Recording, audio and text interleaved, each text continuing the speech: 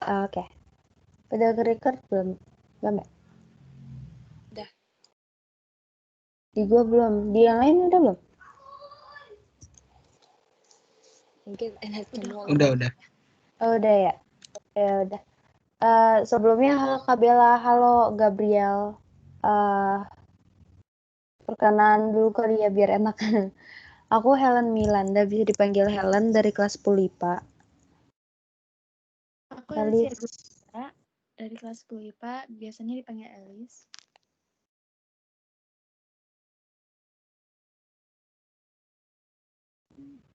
Tiffany.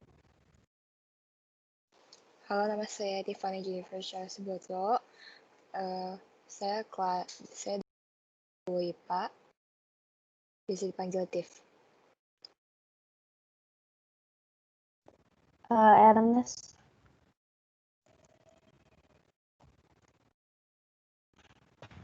Tes.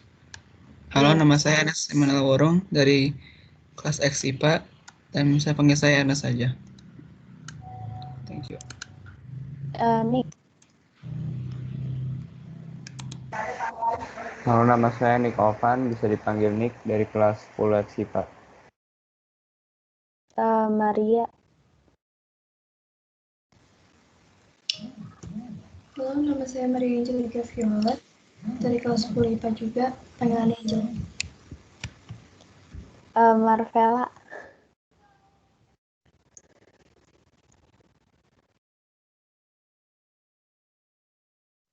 Nama aku Marvella Tena Chandra, bisa dipanggil Marvella dari kelas 10 IPA.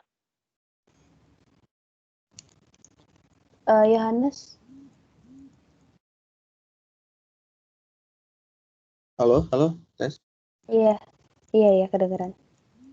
Oke. Halo, nama saya Yohanes Elisa Muaja. Saya di kelas 10 IPA, bisa dipanggil Yohanes. Bianca. Halo, nama saya Bianca dari kelas X IPA juga, 10 IPA. Yang share screen ada Darren Susanto, bisa dipanggil Darren. Di sini berarti ada Kabela Kurnia Anjani, bisa dipanggil Kabela, sama Gabriel Rafael Lumban Gaul, bisa dipanggil Gabriel, gitu gak? Kabela sama Gabriel apa gimana? Iya, benar. Oke. Kabela? Gitu? Apa gimana? Iya, boleh panggil aku Bella. Oke. Berarti dimulai aja dulu. Oke. Asal-usul manusia dan asal-usul bangsa Indonesia berdasarkan perspektif sekuler. Kalau ditanya apakah ada penciptanya atau siapa yang menciptakan energi yang menyebabkan ledakan besar itu, ledakan besar di sini dimaksud itu pada kejadian yang ada di teori Big Bang. Adanya ledakan yang berasal dari gumpalan dari panas menunjukkan adanya energi dalam gumpalan. Di dalam gumpalan itu yang dimaksud maksudnya di alam semesta. Nah, sehingga tidak ada pencipta energi yang menyebabkan ledakan besar itu tercatat. Dan di situ nggak kelihatan kalau ini tuh ada penciptanya. Dan menurut Stephen Hawking juga mengenai adanya hukum gravitasi berarti alam semesta dapat dan mampu menciptakan dirinya sendiri dari ketiadaan. Di situ juga kelihatan kalau kita ini nggak bergantung sama pencipta manapun. Terus jika keadaan jagat raya pada satu waktu diterima, maka seperangkat lengkap hukum-hukum akan dengan sepenuhnya menentukan baik masa depannya maupun masa lampaunya. Jadi di sini emang kelihatan jelas kalau misalnya adanya satu hukum yang diterima berarti menentukan masa depan kita. Dimana jika kita mempercayai adanya gravitasi, maka pemahaman mengenai konsep penciptaan juga berubah. Bisa dilanjut sama Alicia. Terus bagaimana terbentuknya dan bentuk bumi serta alam semesta. Itu semua berawal dari peristiwa ledakan dahsyat dan terbentuknya sistem tata surya yang berasal dari materi yang dilontarkan saat terjadinya ledakan tersebut. Itu berawal dari ledakan dahsyatnya itu biasa kita kenal dengan Big Bang. Pada zaman sejarah pembentukan bumi itu dibagi menjadi 4. Yang pertama ada zaman Prakambrium, itu terjadi 4,5 miliar sampai 290 juta tahun lalu. Pada zaman ini tuh dikenal dengan sebutan zaman Prakambrium. Itu memiliki usia yang lebih tua daripada zaman Kambrium. Terus yang kedua ada zaman Paleozoikum atau zaman Kambrium, yaitu 590 sampai 500 juta tahun lalu. Itu diperkirakan berlangsung selama 70 tahun lalu. Lalu ada zaman Ordovisium, yaitu 500 sampai 440 juta tahun lalu. Nah, di zaman ini itu muncul beberapa hewan vertebrata seperti landak laut, bintang laut, dan munculnya juga ikan tanpa rahang yang merupakan hewan bertulang belakang paling tua. Lalu ada zaman Silur, yaitu pada 440 sampai 410 juta tahun lalu. Persebaran fauna pada zaman ini tuh lebih luas dari zaman sebelumnya. Dan mulai ada pergerakan peralihan kehidupan dari laut menuju darat. Lalu ada zaman Devon, yaitu 410 sampai 360 juta tahun lalu. Pada zaman ini tuh hewan reptil mulai meletakkan telurnya di daratan dan serangga, jadi udah mulai berevolusi dari yang sebelumnya. Dan mulai bermunculan binatang amfibi itu semakin banyak. Lalu ada zaman Perm, 290 sampai 250 juta tahun yang lalu. Pada zaman ini tumbuhan konifer dan Glycophromita itu mulai tumbuh. Tapi zaman ini berakhir dengan kepunahan miska, tribolid, koral, dan banyak jenis ikan lainnya. Lalu yang ketiga ada zaman Mesozoikum. Nah, pada ini ada zaman Trias, 250 sampai 210 juta tahun lalu. Ini jumlahnya pada zaman ini amonit menjadi umum dan gastropoda dan bivavia itu jumlahnya makin meningkat. Hewan-hewan dinosaurus dan reptil laut yang berukuran besar juga mulai bermunculan. Lalu ada zaman Jura, 210 sampai 140 juta tahun lalu.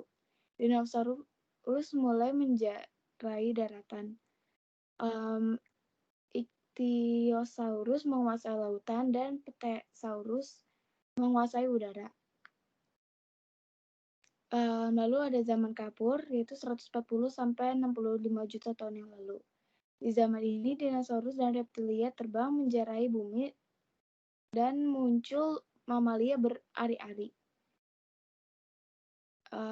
Mamalia dan tumbuhan yang memiliki bunga juga mulai berkembang pesat pada zaman ini, ditandai dengan punahnya dinosaurus, amonit, balemit, dan hewan-hewan besar lainnya. Lalu yang keempat ada zaman Kenozoikum atau Neozoikum. Itu terbagi menjadi zaman tersier, yaitu 65 sampai 1,7 juta tahun lalu.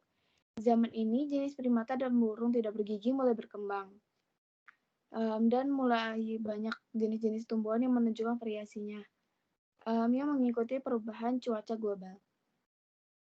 Lalu ada zaman kuarter, yaitu 1,7 juta tahun lalu sampai sekarang. Itu terbagi lagi menjadi kala Plistosen, yaitu 1,5 juta tahun sampai 1000 tahun yang lalu. Pada zaman ini terjadi sekitar 5 kali es yang menutupi daerah Asia bagian utara, Amerika bagian utara, dan Eropa juga. Lalu yang kedua ada kala Holosen, yaitu 1000 tahun lalu sampai sekarang. Itu manusia telah modern dan ilmu pengetahuan mulai meningkat pesat. Di sini terlihat bahwa tercipta dengan fase dan masa waktunya masing-masing. Taufikur Rahman juga bilang, karena ada hukum yang seperti gravitasi alam semesta dan dapat akan diciptakan dirinya sendiri dan ketiadaan. Penciptaan spontan adalah alasan ada sesuatu bukan tidak ada. Jadi bumi ini tercipta secara spontan. Namun menurut kami juga Tuhan di sini sebagai watchmaker-nya. Terus adanya kekuatan magnetik yang melemah sehingga pas untuk kehidupan. Lalu penjelasan mengapa dan tujuan alam semesta dan bumi ada. Untuk yaitu menurut Dewi untuk dikelola oleh fasilitas semata bagi manusia untuk mengenal dan mendekatkan diri kepada Allah sebagai pencipta, dibudidayakan dan dimanfaatkan dalam kehidupan. Jadi dibuat karena ada tujuan yang Tuhan mau capai. Allah menciptakan dunia ini karena Ia menginginkannya. Ketika kita menjadi imago Dei atau segambar dan serupa dengan Allah, itu juga Allah yang menginginkan. Jadi kita dibuat karena Tuhan menghendaki dan menginginkan. Selanjutnya, Helen. Kalau dari mana asal-usul atau bahan dasar partikel yang membentuk alam semesta dan bumi, dari hasil yang kita ketemukan, ketika hanya ada kekosongan di saat yang bersamaan terjadi pengentalan menjadi sebuah gumpalan yang berukuran sangat kecil, namun memiliki massa jenis yang sangat tinggi dengan suhu yang sangat panas. Ketika meledak, saat itulah dihasilkan materi-materi tersebut. Jadi, menurut kita, dari hasil yang kita temukan, adanya partikel atau molekul ini tuh tercipta secara spontan dari kekosongan. Menurut Satya Ningsih juga, molekul organik sangatlah rapuh. Molekul-molekul itu jarang sekali bisa bertahan di lingkungan ekstrim di sekeliling bintang baru. Namun, para ilmuwan baru saja mendeteksi banyak sekali molekul organik di sekitar sebuah bintang muda yang jauh. Dilanjut lagi sama Tiffany. Oke, kapan bumi dan alam semesta terbentuk? Berapa usianya sampai sekarang? Batuan tertua di bumi yang ditemui hingga saat ini adalah berusia 4,3 miliar tahun. Di barat Kanada, dekat Great Sylvie Lake, peneliti pada batu-batuan kuno. Nah, para sepakat dan memperkirakan usia alam semesta ini saat ini sudah lebih dari 13,8 miliar tahun. Ini angka yang sangat fantastis dan tidak terkirakan jika kaitkan dengan usia rata-rata manusia yang hidup di planet bumi. Nah, usia alam semesta bisa diketahui dalam hitung dari cahaya bintang yang berpendar dan tertangkap oleh teleskop manusia di bumi. Nah, bagaimana untuk manusia yang pertama yang kemudian berevolusi? Evolusi manusia anthropogenesis atau homonisasi merupakan bagian dari evolusi biologi yang mengenai muncul Homo sapiens. Teori ini merupakan subjek yang luas diselidiki secara ilmiah yang berusaha untuk memahami dan menjelaskan bagaimana perubahan ini terjadi. Studi dari berevolusi manusia meliputi berbagai ilmu pengetahuan terutama fisik, antropologi.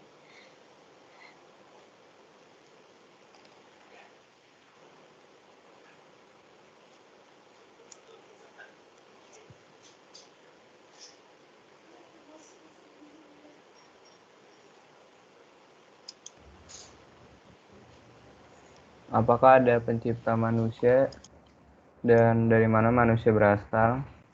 Ketika Tuhan mau dan menghendaki, maka di situ terjadilah jika kamu percaya dengan imanmu. Adanya pencipta seperti yang kita ketahui, namun dalam bentuk konsep yang transenden dan imanen. Bagaimana proses manusia ada? Evolutionary creation percaya bahwa tidak semua proses yang terjadi di dunia dapat dijelaskan oleh sains. adanya proses evolusi, terdapat providensi Allah di belakangnya. Di dalam Kejadian 1 terdapat penjelasan bahwa Tuhan yang mencipta. Namun ini non-literal dan non-sekuensial karena pada saat itu belum ditemukannya radiometrik datang sehingga belum diketahui secara 24 jam dalam sehari. Dan terdapat urutan yang kurang rangkai seperti adanya benda penerang di hari keempat, lalu apa arti pagi dan petang di hari 1 sampai hari 3, bagaimana ada tumbuhan jika belum ada matahari, dan di Kejadian 2 justru terdapat manusia dahulu sebelum bintang dan tumbuhan.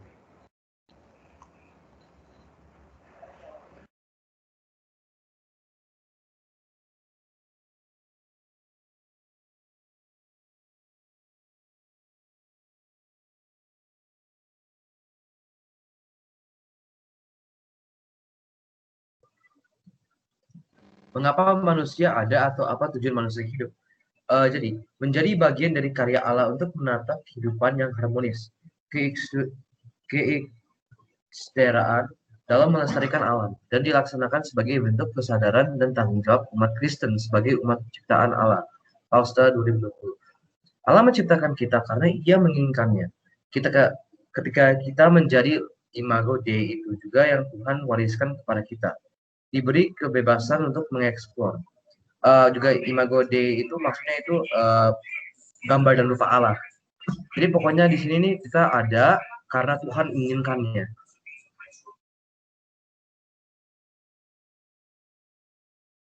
Nah, sekarang bagaimana bentuk manusia yang pertama yang kemudian berevolusi? Dalam Sakarya 12:1 dalam tidak berbicara secara materi, manusia dan bintang terbentuk dari debu tanah. Dari Kejadian 2 ayat 19 atau Kejadian 1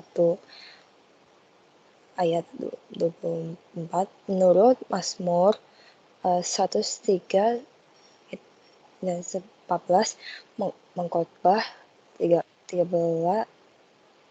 ayat 20 ayat terus 10 ayat 10 dan itu 9. Semua manusia diciptakan berasal dari debu tanah, sedangkan kita tahu kita dilahirkan oleh orang tua kita. Jadi debu dan tanah di sini lebih bersifat metaforikal karena semua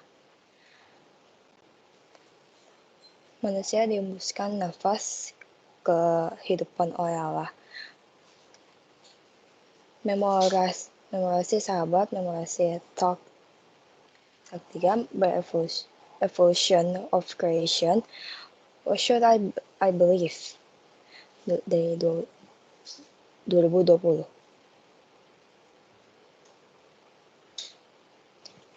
Siapa yang mengontrol hidup dari dulu hingga sekarang? Nah, Allah yang memiliki julukan Watchmaker. Allah yang super transenden, maksudnya Allah yang hanya menonton, Allah yang sangat jauh dan memulai segala sesuatu dan juga tidak melakukan apapun setelahnya. Namun, nyatakan Allah juga Allah yang imanen, memorize sahabat, memorize stock, 3 evolution or creation, what should I believe? 2020. Suku apa saja yang dominan ada di Indonesia dan di daerah manakah mereka? Disebar di wilayah Negara Kesatuan Republik Indonesia. Ada suku Jawa, suku Sunda, dan suku Batak. Suku Jawa sendiri berada di daerah Jawa, suku Sunda juga berada di daerah Jawa, dan suku Batak berada di daerah Sumatera. Dari mana asal-usul daerah mereka? Ketika ditemukan sebuah fosil purba, maka dilakukan perbandingan antara DNA fosil kuno dengan DNA pada masa sekarang. Nah, bagaimana ciri-ciri keyakinan, adat, istiadat, budaya, dan setiap suku tersebut?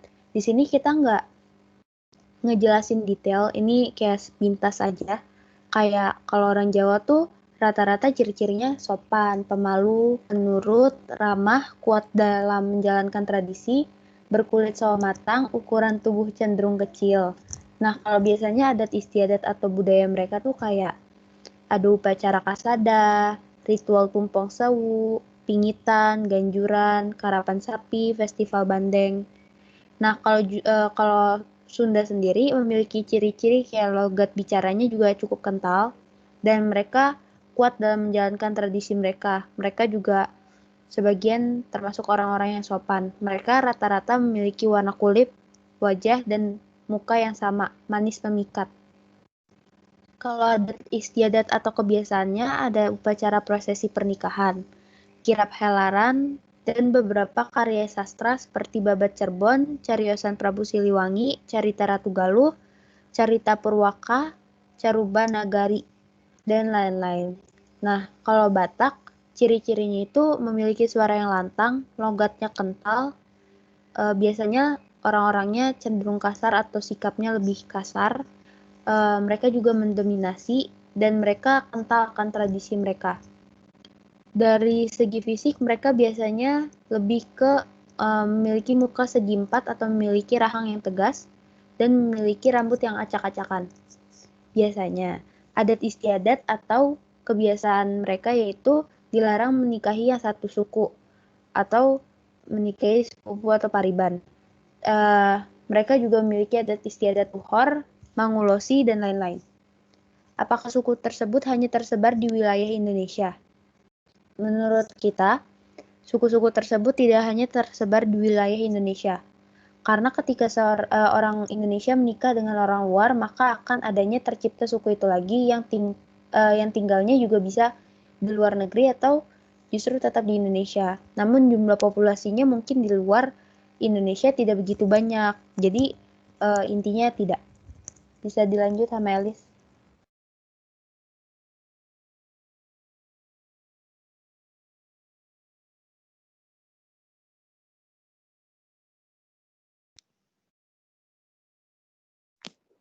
Terus keturunan bangsa apa saja kan mereka jika ditarik dari garis keturunan dari manusia purba? Kalau dilihat sekarang ini beda, tapi pohon evolusi kita itu berasal dari satu pohon evolusi yang sama sejak 70 tahun yang lalu.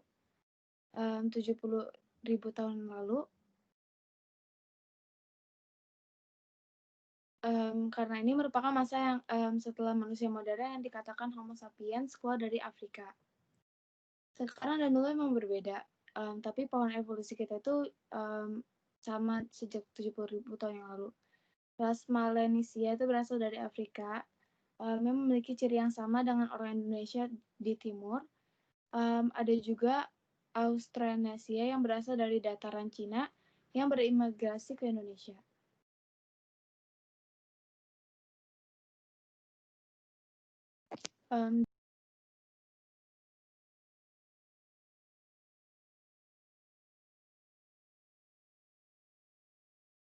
Bisa dilanjut sama Darren mengenai mendukung atau tidak dengan apa yang kita bikin kali ini.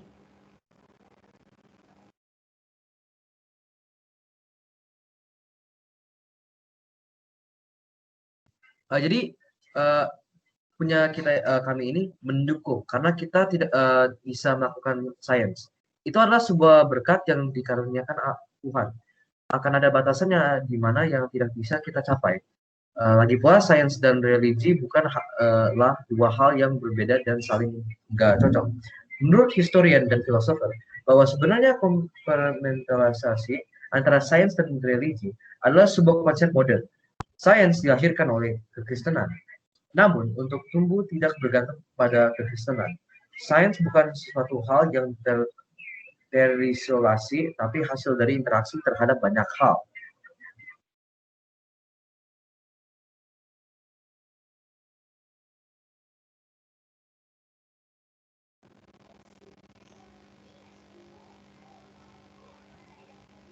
Alasan dengan kenapa kita juga mendukung ini karena sebuah ciptaan yang dipenuhi oleh keagungan Allah, namun Allah yang mana terlebih dahulu.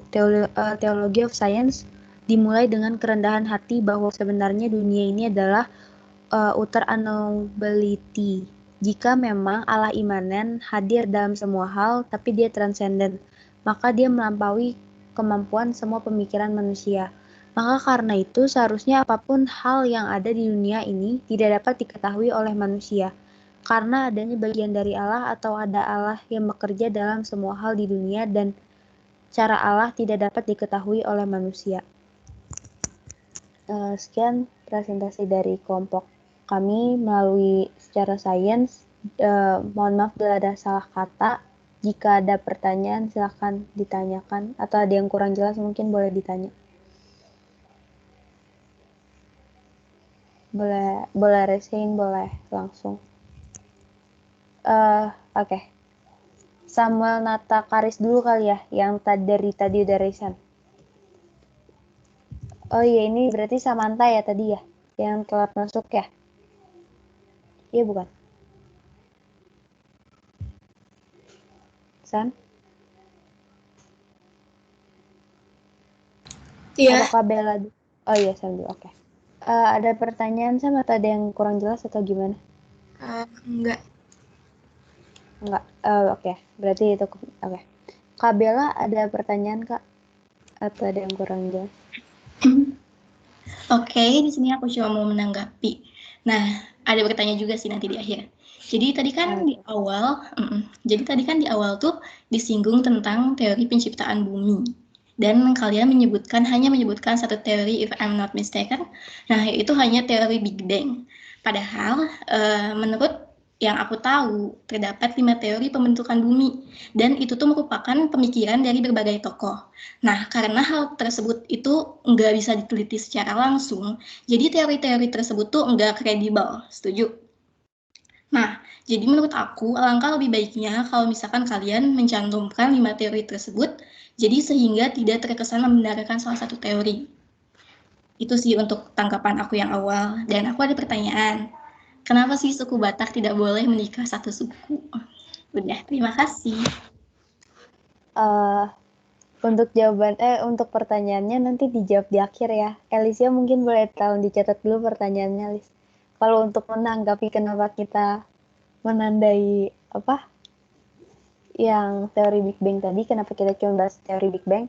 Karena sebelumnya kita juga sempat membahas mengenai teori Big Bang dan beberapa teori yang lainnya untuk membahas mengenai asal-usul adanya bumi. Nah, dari yang udah kita temukan, di situ lebih jelas dan lebih, kita tidak membenarkan 100% karena teori-teori ini pasti masih terus berkembang untuk kedepannya dan tidak akan berhenti berkembang. Jadi kemungkinan benarnya untuk 100% itu tidak ada, namun cukup besar untuk kemungkinan benar di teori Big Bang, karena di sini ini termasuk teori yang paling populer untuk teori pembentukan bumi. Dan jika kita pikirkan lebih lanjut lagi, emang ada beberapa kejelasan mengenai teori ini. Nanti bakal aku coba bantu jelasin lagi untuk pas kalian jawab pertanyaan Kabele tadi. Kalau yang lain ada pertanyaan lagi?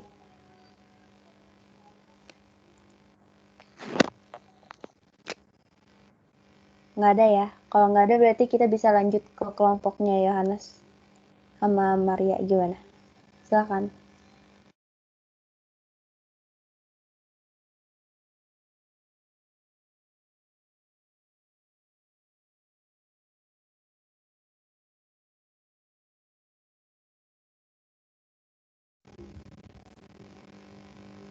Maria, Bianca? Ya maaf, share screen lagi OTW. Oh ya, oke, itu oke. Kabarin.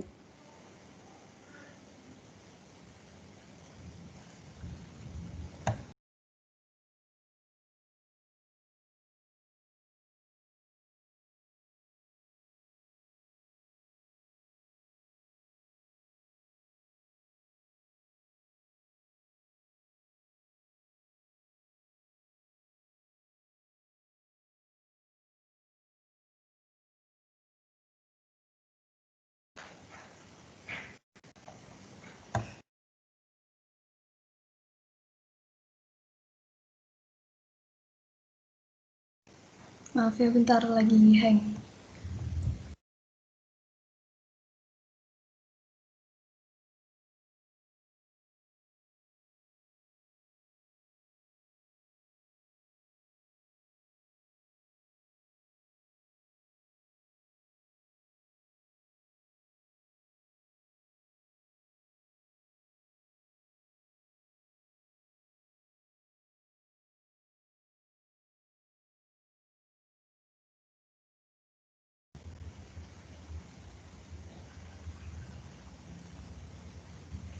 Iya, oke.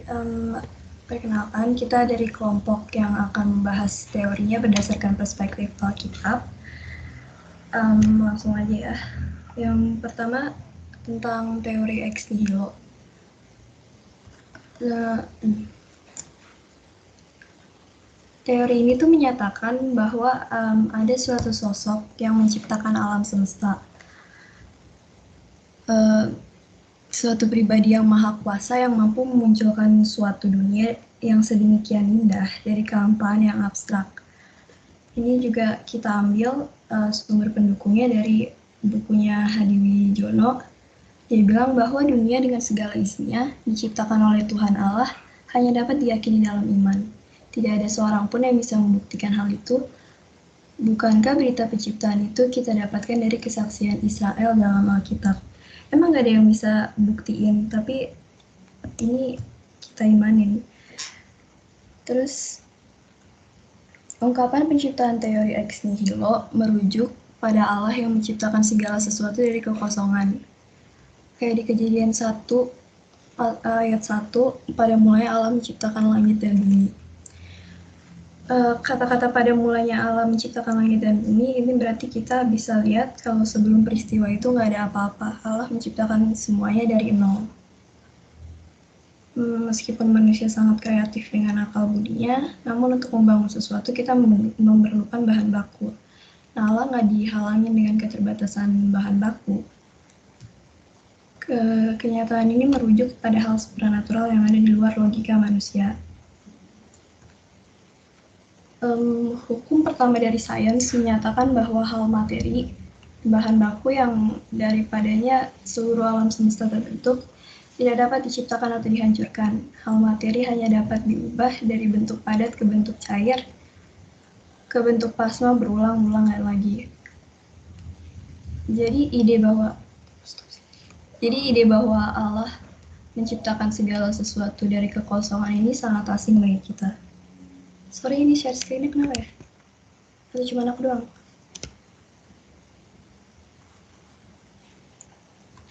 Berhenti. Share screen. Enes ada masalah sama jaringannya. Oh. Yang lain mungkin ada yang bisa atau dikirim dulu biar Deren yang bantu share screen. Coba dikirim dulu ke grup.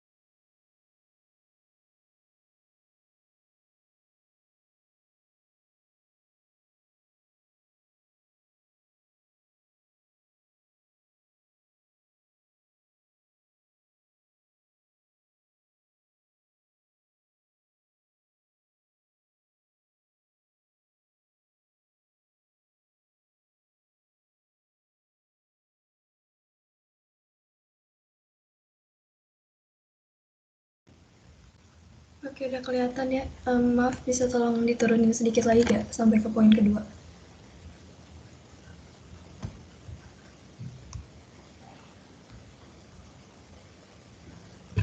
Nah ya, enggak di atas lagi. Maaf.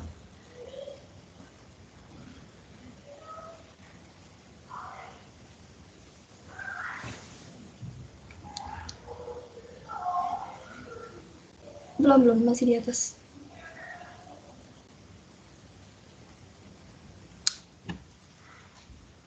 Nah ya, di sini. Poin kedua, mengapa dan apa tujuan bumi dan alam semesta diciptakan? Kita nggak ada yang bisa nebak pikiran Allah kayak gimana. Makanya buat poin ini kita ngegunain statement-statement yang hakikatnya berdasar opini, jadi kayak khotbah-khotbah dan sebagainya macamnya.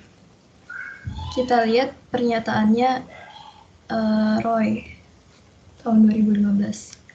Akan tetapi segala yang ada di dunia ini bukan diciptakan untuk manusia, melainkan untuk Allah. Dalam Kolose 1 ayat 16 dikatakan, karena di dalam Dialah telah diciptakan segala sesuatu yang ada di surga dan yang ada di bumi, yang kelihatan dan yang tidak kelihatan, baik singgasana maupun kerajaan, baik pemerintahan maupun penguasa. Segala sesuatu diciptakan oleh Dia dan untuk Dia. Kalau manusia ditanya apa tujuan alam menciptakan semesta, hal pertama yang terlintas itu ya buat manusia. Tapi kalau misalnya begitu, kenapa Dia menciptakan jutaan rasi bintang yang letaknya begitu jauh dari bumi, sampai-sampai manusia nggak bisa melihat? Kenapa Tuhan nyiptain bunyi-bunyian yang nggak bisa didengar sama telinga manusia, sementara telinga anjing bisa didengar? Nah, jawabannya karena semua yang ada di dunia ini tuh diciptakan bukan untuk kita, tapi untuk Allah. Kehidupan ini adalah tentang Allah, bukan tentang manusia. Manusia memang dapat bagian di dalamnya, tetapi segala sesuatu diciptakan untuk kemuliaan Allah. Terus poin ketiga, bagaimana proses penciptaannya dan apa bahan dasar yang Tuhan gunakan untuk menciptakan bumi dan semesta.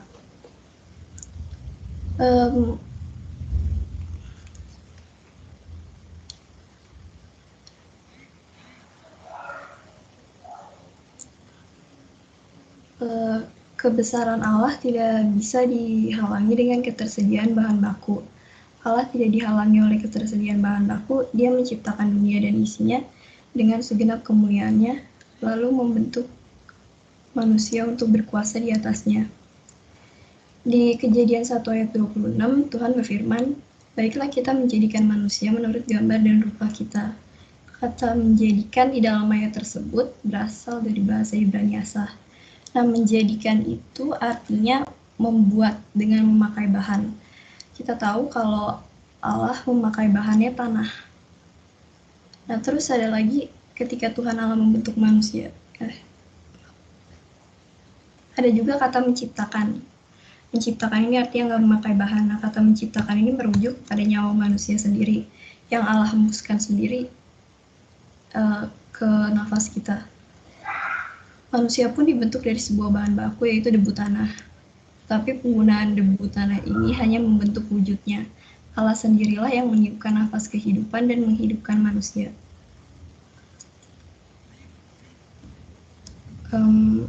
Selanjutnya bisa dilanjutin sama Ernest. Sorry, ini kayak screen-nya dikebawain lagi deh.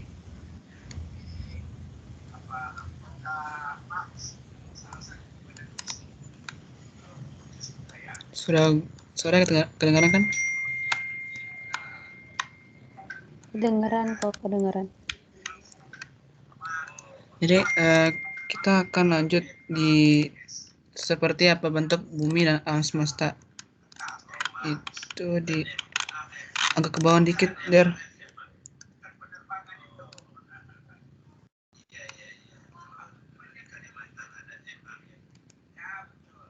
Agak ke bawah dikit yang seperti apa bentuk bumi.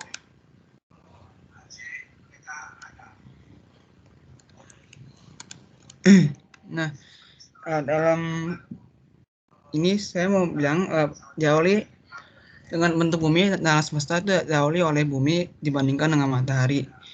Bahwa membuktikan bahwa bumi itu masih kayak kecil, terlalu kecil jika dibandingkan dengan matahari yang jauh lebih besar. Dan namunnya dengan adanya bumi yang tak berdaya tertambat oleh gravitasi, terseret matahari mengelilingi pusat galaksi 12 juta. Jadi dalam fakta-fakta ini merupakan semua mengenai penemuan-penemuan dari para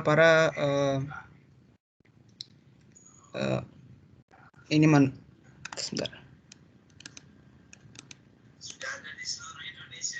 Jadi yang saya mau bahas sekarang itu yang bagian pertama nih yang diolah oleh bumi dibandingkan oleh matahari, yang kayak bumi itu lebih kecil daripada matahari. Itu merupakan semua yang karena akal manusia itu bisa memperoleh fakta-fakta menyusun kayak mulai dari dunia atom, planet, tata surya hingga galaksi dan ruang alam terbatas atau galaksi muda.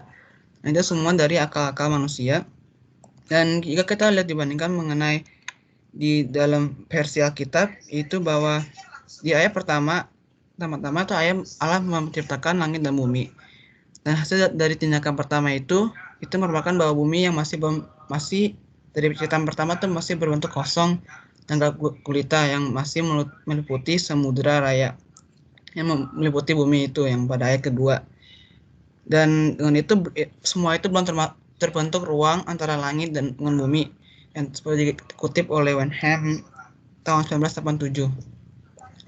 Setelah itu pengertian kedua yang beranjak dari pemahaman ayat 1 sebagai kalimat utama, ini bahwa kalimat tersebut merupakan judul yang untuk seluruh proses yang tergambar dari ayat 3 sampai 31.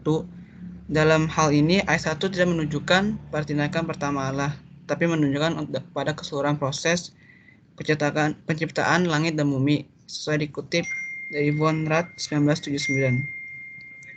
Dan ayat ini kita bisa pahami bahwa sebagai kondisi awal sebelum tindakan penciptaan yang pertama dikerjakan, yakni penciptaan terang.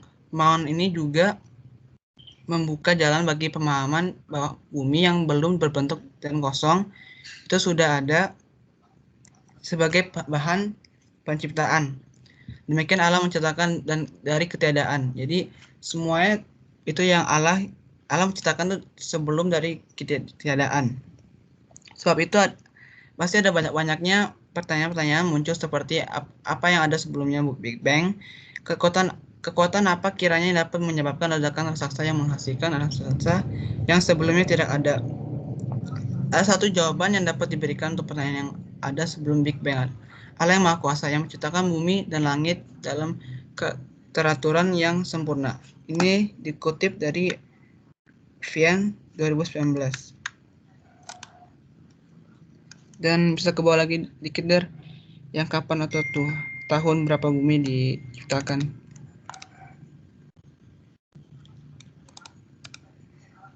Nah, dengan kapan atau tahun berapa bumi diciptakan itu ada dua perbandingan. Itu saya suka membandingkan, itu satu dengan penemuan atau bukti-bukti dari akal manusia dan satu dari Alkitabiah.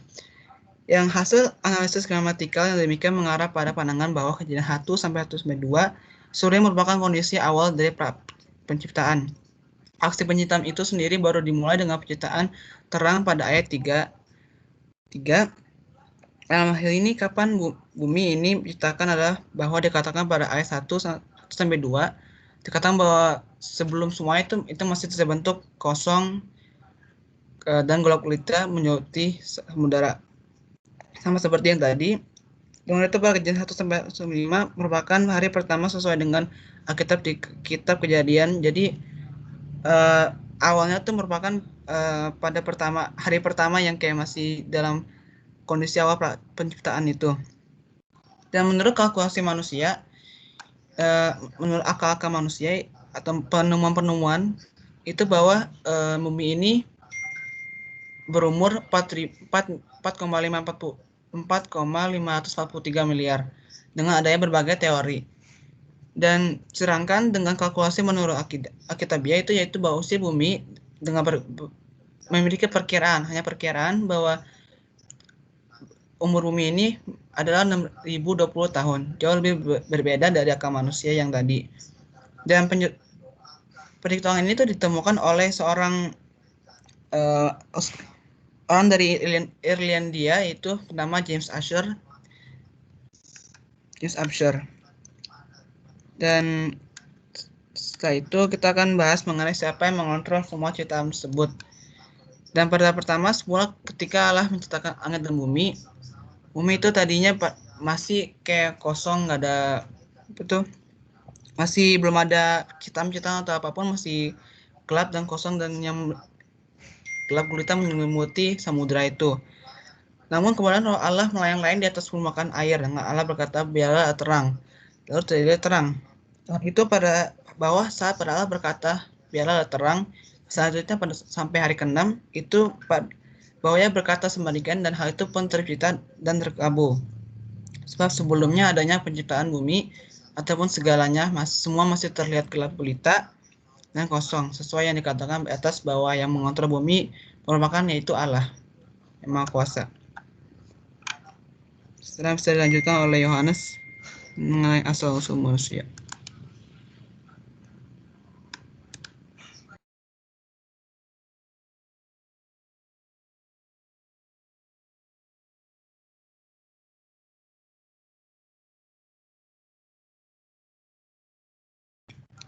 Bisa dilanjutin oleh Yohanes yang mengenai asal-usul manusia.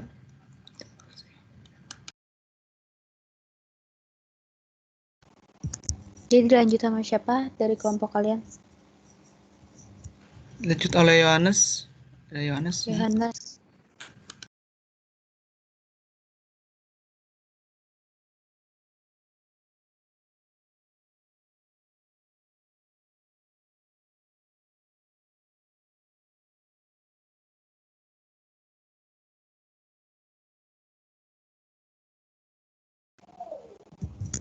Yohanesnya nggak ada, boleh dibantu dulu sama salah satu dari timnya.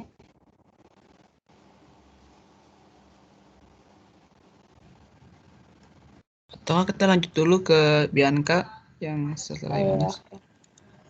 Iya, Bianca boleh, Bianca. Nah, oke. Jadi selanjutnya, mengapa Tuhan menggunakan tanah sebagai bahan dasar membuat manusia? Jadi pada kitab Kejadian 2 ayat 7 dituliskan bahwa Tuhan Allah membentuk manusia menggunakan debu tanah dan juga hembusan nafasnya. Sebenarnya alasan mengapa Tuhan menggunakan debu tanah sebagai bahan dasar menciptakan manusia tidak dijelaskan di Alkitab. Tapi menurut bahwa tanah mempunyai banyak potensi untuk menumbuhkan tumbuh-tumbuhannya, yang artinya manusia mempunyai banyak potensi di dalamnya. Tertulis di Kejadian 1 ayat 11-12, berfirmanlah Allah, hendaklah tanah menumbuhkan tunas-tunas muda, tumbuhan yang berbiji, segala jenis pohon buah-buahan yang menghasilkan buah yang berbiji, tumbuhan di bumi. Dan jadilah demikian. Tanah itu menumbuhkan tunas-tunas muda, segala jenis tumbuh-tumbuhan yang berbiji, dan segala jenis pohon-pohonan yang menghasilkan buah yang berbiji. Allah melihat bahwa semuanya itu baik. Jadi ketika Tuhan berfirman kepada tanah, tumbuh-tumbuhan yang ada di muka bumi muncul di dalam tanah, yang berarti di dalam tanah itu ada banyak sekali potensi. Maka dari itu Tuhan menciptakan manusia menggunakan debu tanah. Ada pula Harlianto Henok yang mengatakan bahwa barang-barang berharga seperti emas dan permata berasal dari tanah, yang berarti tanah mempunyai banyak potensi. Tuhan membuat manusia menggunakan debu tanah supaya manusia dapat memiliki potensi-potensi yang berharga di dalam hidupnya. Selanjutnya, seperti apa bentuk manusia yang pertama kalinya? Pada waktu Tuhan menciptakan manusia untuk pertama kalinya, Ia menciptakannya menurut rupa dengan gambar Tuhan menggunakan debu tanah. dan juga hembusan nafasnya, seperti yang dikatakan pada Kejadian 1 ayat 27. Istilah debu tanah ketika diterjemahkan adalah adamah, yang di tempat lain dipakai kata daging sebagai tubuh manusia tersebut. Untuk selanjutnya, bagaimana kondisi manusia saat pertama kali diciptakan hingga sekarang. Di dalam Kejadian 2 ayat 25 dikatakan bahwa kondisi manusia saat itu sedang telanjang, tetapi mereka tidak merasa malu. Namun setelah memakan buah dari pohon yang dilarang Tuhan, mata mereka pun terbuka dan mereka menyadari bahwa mereka sedang telanjang. Karena mereka sudah melanggar perintah Tuhan Allah, mereka berbuat dosa. Alhasil, manusia perempuan tersebut akan mengalami kesakitan waktu mengandung, dan bagi manusia laki-laki tersebut, ia harus mencari rezeki dari tanah seumur hidupnya. Kedua manusia tersebut memakai pakaian dari kulit binatang, seperti yang dikatakan di Kejadian 3 ayat 21. Tetapi kondisi manusia saat sekarang ini jauh beda dari yang dulu. Kehidupan di bumi semakin canggih. Jika dulu mereka menggunakan pakaian dari kulit binatang, sekarang manusia menggunakan baju dari kain. Ada juga Darren boleh ke bawah dikit. Ya, thank you. Ada juga perkembangan bahasa yang diceritakan di dalam kitab Kejadian 11, 1-9, di mana peristiwa Babel terjadi pada manusia. Setelah itu semuanya berkembang biak dalam perjalanan waktu.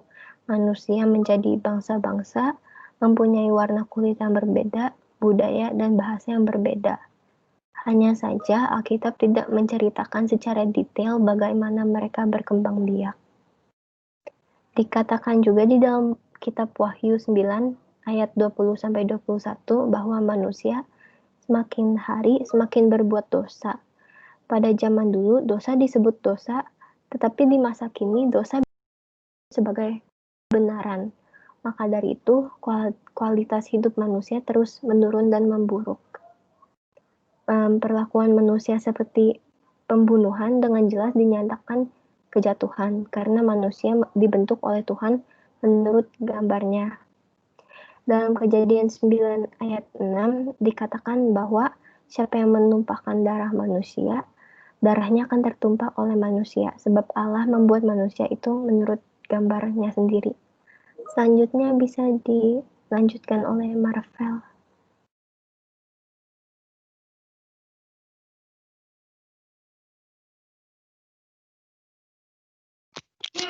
Bukannya Michael dulu ya? Habis itu baru aku gitu. Yohanes dulu, Yohanes. Maaf tadi aku ke disconnected. Darren, bagian asal usul manusia boleh ke atas.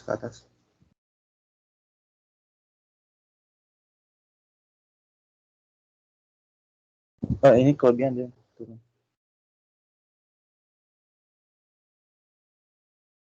Nah ini yang asal usul manusia. Oke. Di sini jelaskan siapakah pencipta manusia itu. Pencipta manusia itu adalah Allah. Di dalam kitab Kejadian 1 ayat 26-27 dijelaskan bahwa Allah menciptakan manusia menurut gambar dan rupanya. Tuhan menciptakan manusia supaya manusia bisa berkuasa dan mengelola atas segala makhluk hidup yang Allah telah ciptakan di bumi. Nah, kenapa manusia diciptakan dan tujuannya apa?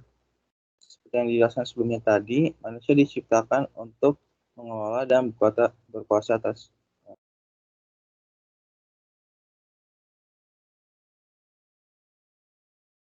share screen.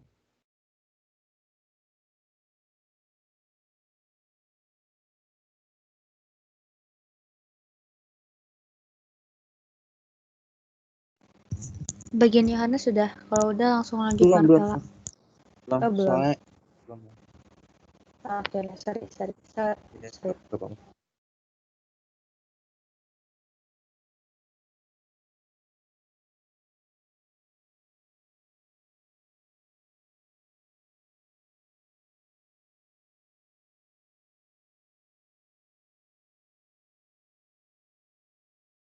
Ya, stop sini. Sesuai yang tadi, yang kenapa manusia diciptakan, manusia diciptakan oleh Allah untuk mengelola dan berkuasa atas bumi dan segala makhluk hidup yang Allah telah ciptakan di bumi. Tapi tugas manusia bukan itu saja. Menurut Richard L. Pratt Jr., kita adalah tanah liat, tetapi gambar yang dirancang untuk mempresentasikan otoritas Raja Semesta Allah. Sesuai dari Design for Dignity yang halaman 25 tahun 1993.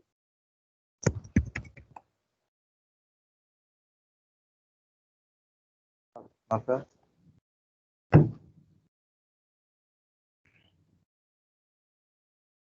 halo, Marvel. Marvella lanjut, Val.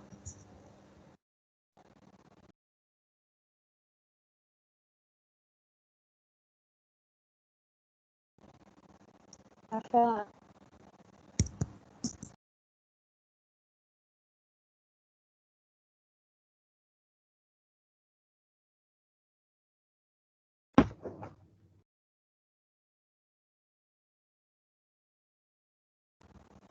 Marvella ada. Marvella bilang dia lagi di toilet. Iya.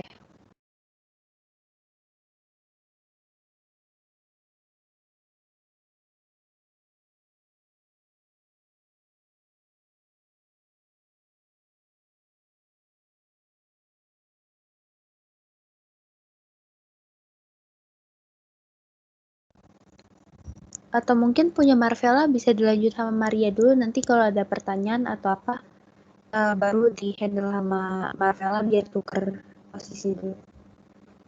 Bisa Maria? Oke, bisa. Poin pertama, suku apa yang paling dominan ada di Indonesia? Yang pertama ada suku Jawa. Suku Jawa ini suku terbanyak di Indonesia yang berasal dari Provinsi Jawa Tengah, Jawa Timur, Jawa Barat, dan Yogyakarta. Suku ini memiliki jumlah sekitar 40% dari total suku bangsa yang ada di Indonesia. Suku Jawa terkenal dengan budaya dan keseniannya yang sebagian besar dipengaruhi oleh agama Hindu-Buddha. Contohnya pementasan seni wayang. Oh, maaf, buat informasi aja, ini nggak di-share screen ya. Yang kedua ada suku Sunda. Suku Sunda merupakan suku terbesar kedua yang ada di Indonesia. Banyak yang sudah mengenal suku ini karena permainan musik khasnya yang berbahan baku bambu, yaitu angklung. Faktanya, orang Sunda merupakan orang yang pertama kali melakukan hubungan diplomatik dengan bangsa lain. Orang tersebut ialah Sanghyang Surawisesa atau Raja Samian. Ia melakukan hubungan diplomatik dengan orang Portugis di Malaka pada abad ke-15. Hal itu dibuktikan dalam prasasti perjanjian Sunda-Portugal. Yang ketiga ada suku Batak. Suku Batak merupakan sebutan kolektif bagi penduduk dari daerah Tapanuli dan Sumatera Utara.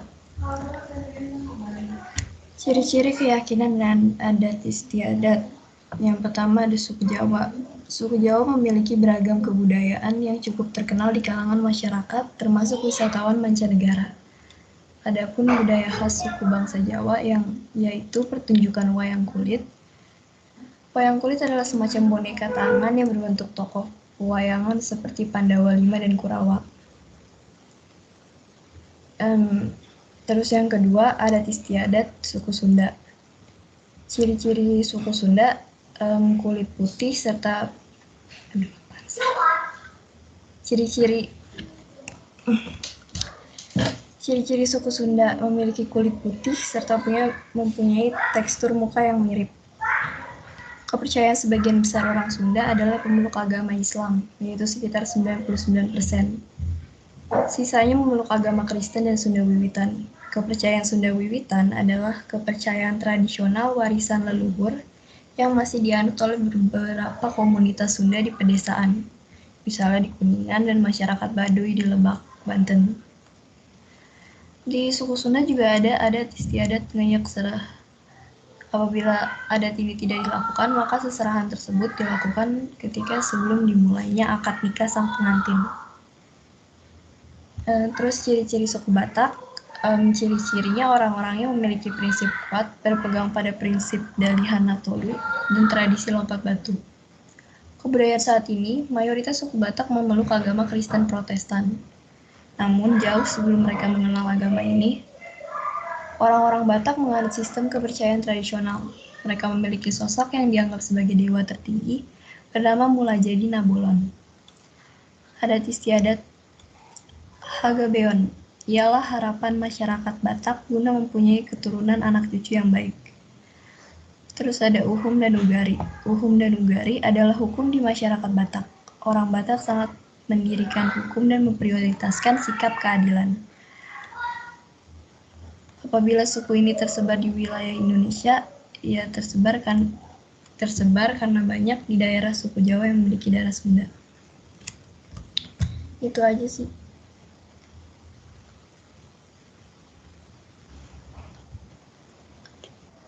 Jadi itu sekian presentasi Sekian dari kami. Kalau ada pertanyaan, langsung aja. kira-kira ada yang mau nanya nggak nih? Apa jelas apa gimana?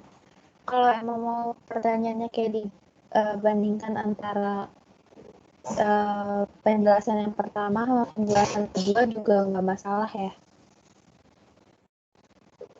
Ada nggak nih? Samantha mungkin? Atau Gabriel? Tadi kan Kabela udah nih.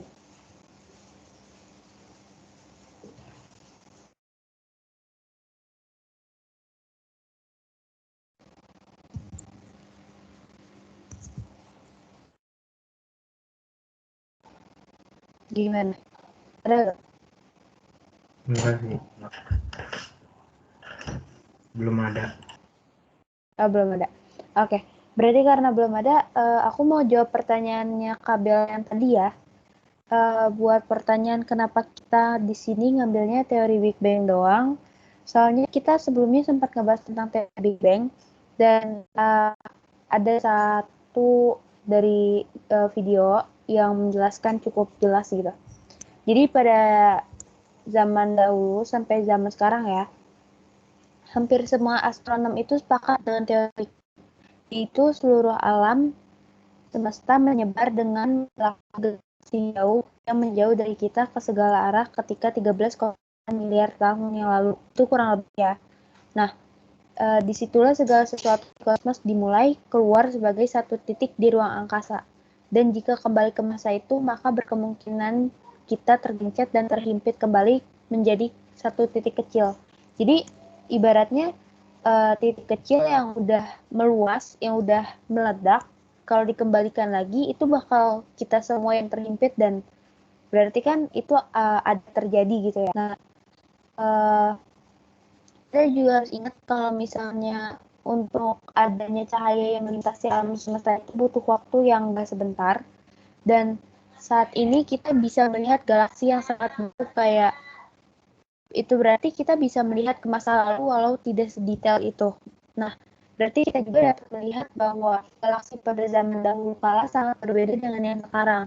Ini berarti sudah adanya perubahan dan ini lebih cepat dengan teori Big Bang dibandingkan teori steady state. Walaupun teori steady state juga sebenarnya bisa meyakinkan kita mengenai adanya penciptaan bumi ini ya. Cuman sebenarnya kembali lagi kita tuh kalau mau milih mau berdasarkan perspektif teori apa tuh harus dilihat dari kacamatanya dulu, kayak kalian mau lihatnya dari sisi sebelah mana.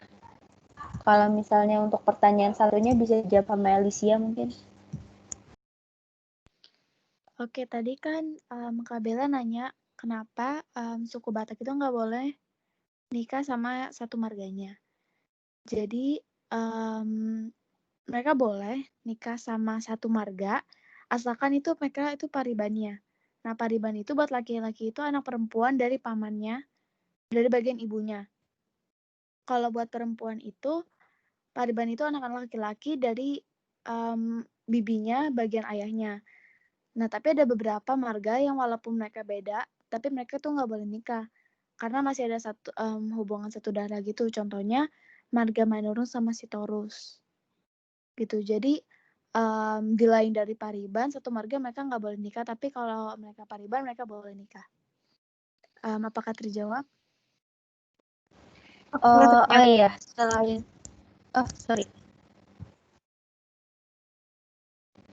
sorry dari siapa?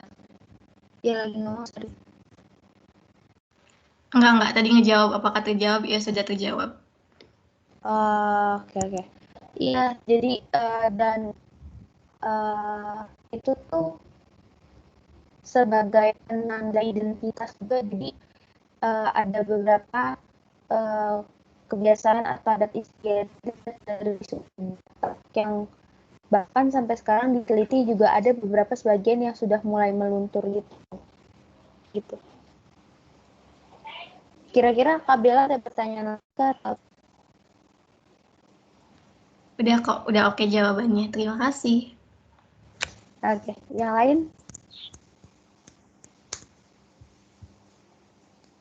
Yang lain gimana? Ada pertanyaan apa nggak ada? Nggak ada ya. Kalau dari kelompoknya Yohanes, mungkin ada yang mau disampaikan.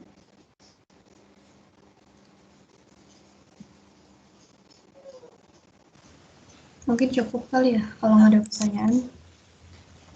Kita tutup aja. Oke, kita tutup aja berarti. Sebelumnya aku dari kelompok 1 ngucapin mohon maaf bila ada salah kata. Kita juga makasih buat kalian yang mau hadir di sini buat dengerin sharing kita yang mungkin belum perfect juga. Kita juga usaha sebisa mungkin buat ngasih hasil penelitian kita ini hasil-hasil dari yang terpercaya dan verified. Jadi kalau ada salah kata mohon maaf. Itu aja sih dari kelompok 1.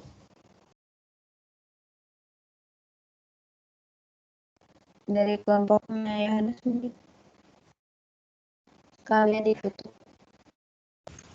Ya, kita juga pasti mau ngucapin terima kasih sama minta maaf kalau misalnya penjelasannya kurang atau kata-katanya ada yang salah.